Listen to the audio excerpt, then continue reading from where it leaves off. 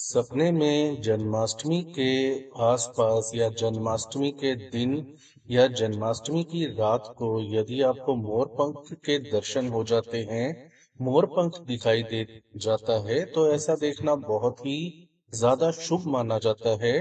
भाग्य, समृद्धि, खुशी आने का प्रतीक होता है यह जीवन के अंदर। जन्माष्टमी के आसपास या जन्माष्टमी वाले दिन यदि आपको सपने में मोर पंख के दर्शन हो जाएं, तो निश्चित रूप से आपका भाग्य उदय होगा।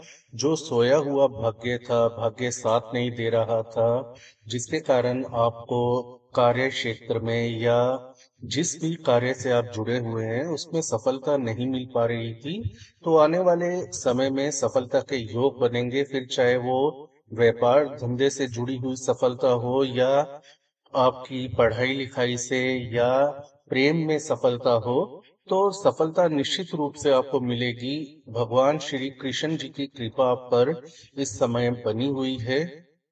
कि दोस्तों, आप अपनी मेहनत करें, अपनी लगन से अपने कार्य करें, और निश्चित रूप से यदि आप सकारात्मक जीवन अपनाएंगे तो सकारात्मक परिणाम ही आपको आगे मिलते जाएंगे।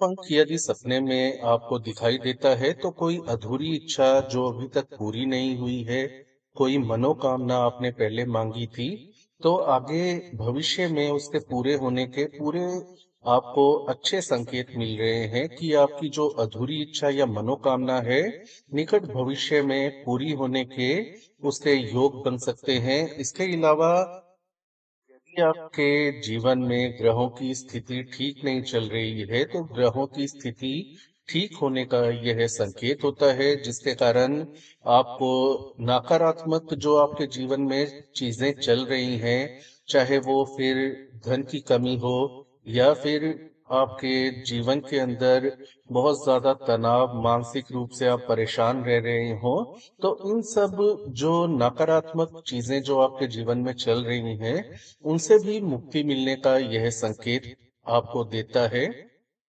निश्चित रूप से धन की कमी दूर होने का यह बहुत ही प्रबल संकेत होता है कि यदि आपके जीवन में धन की कमी है, धन का अभाव है, बरकत नहीं होती घर के अंदर, व्यापार धंधे में बरकत नहीं होती, तो ऐसे में धन से जुड़ी हुई समस्याएं जो है वो निश्चित रूप से दूर होंगी। क्योंकि मोर पंख सपने में यदि दिखाई देता है तो धन से जुड़ा हुआ यह बहुत ही अच्छा संकेत होता है कि धन वृद्धि आपके जीवन में होने वाली है। अलग अलग मार्गों से आपको धन की प्राप्ति निश्चित रूप से होगी, ये मानकर चलिए। बस आपको अपने पूरे मन से, अपनी लगन से आपको मेहनत करनी है, अपने कार्य क्षेत्र में आपको जुटे रहना है, हार नहीं माननी है। फिर आप देखेंगे कि कैसे अचानक से जीवन में बदलाव आने शुरू हो जाएंगे, आर्थिक स्थिति आपकी मजबूत होनी शुरू हो जाएगी। जो भी जीवन में अभाव है, सुख समृद्धि की कमी है, वह दूर होने का बहुत ही यह मजबूत योग होता है। दोस्तों, सपने में मोर पंख दिखाई दे जाए तो वैसे ही बहुत ही ज्यादा शुभ माना जाता है। और यदि जन्माष्टमी के आसपास या जन्माष्टमी के दिन या रात को आपको इसके दर्शन हो जाएं सपने में, तो यकीन मानिए बहुत ही सकारात्मक परिवर्तन आपके जीवन में घटित होंगे।